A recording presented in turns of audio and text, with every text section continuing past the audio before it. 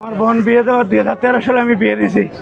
হ্যাঁ, বিয়ে দেওয়ার পর থেকে বোনে অশান্তি অশান্তি অশান্তি অশান্তি। লাস্ট 2 মাস থেকে কিছু খায় না কিছু খায় না কিছু খায় না, খালি ঋণ ঋণ ঋণ। গরু ছিল ভাই, গরু ছিল অনেক।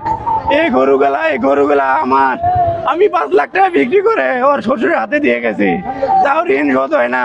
ওরা গাড়ি বিক্রি করে দিয়ে গেছি, গাড়ি বিক্রি দিয়ে গেছি, সরিষা বিক্রি করে দিয়ে গেছি ওদের কাছে। ওর মা আমার কাছে গেছে 3 লাখ টাকা নিয়ে আসছে, নিয়ে আসার পরে আমার কোথা দিয়েছে আলু ওঠে দিবে, আলু ওঠে পরে তাদের আলুতে লস, আমার বলে টাকা দেয় নাই। এই করে করে আমার 20 লাখ টাকা ওরা নিছে। নেওয়ার পরে এখন বলতেছে যে আলুতে লস। আমি 1 লাখ টাকা খালি চাইছি, আমার শ্বশুর অসুস্থ, আমি 1 লাখ টাকা চাইছি। আমার ভয়তে দেয় না যদি আমি টাকাটা কাটেনি। এই বোনকে সবসময় গালাগালি করে, তো বাপের ভাই টাকা টাকা।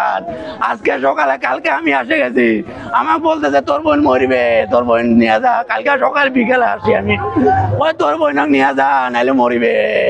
আজকে সকালবেলা বিষ খাইছে, ওরাই বিষ খাওয়াইছে, ওই শুয়োরের বাচ্চারা বিষ খাওয়াইছে, পাম ভরি আনে রাখছে। আমার বোন কিছু খায় না, রোজা আছে, কোলা মনে করে বিষ খাইছে। বিষ খাওয়ার পরে 5 বার বমি করার পর 5 বার বমি করছে। ওর শাশুড়ি বলছে, ওর বাপ বলছে যে আমার বোন আমার পাটা ধরে বলছে, ওর বোন শাশুড়ি বলছে গ্যাসের ওষুধ খাইছে। দরজা লাগাই দিয়ে ওর ঘর থেকে টাকা পয়সা নিয়ে ওরা উদা হয়েছে।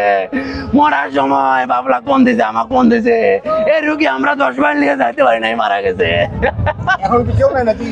এখন কেউ নাই বাড়িতে, উদাও। আমার দুলাভাইটা আমার সাথে গেছিল, ও জানো ওর বাম্মা ওর সাথে অত্যাচার করে। তারা আমার টাকা দিবে কোন বোন, বারবার থেকে টাকা আনে। একটু খালি ভাই আপনার অভিযোগটা কি